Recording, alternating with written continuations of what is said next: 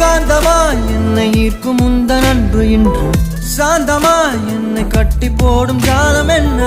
கேட்கிறேன் கூரடி பெண்மையே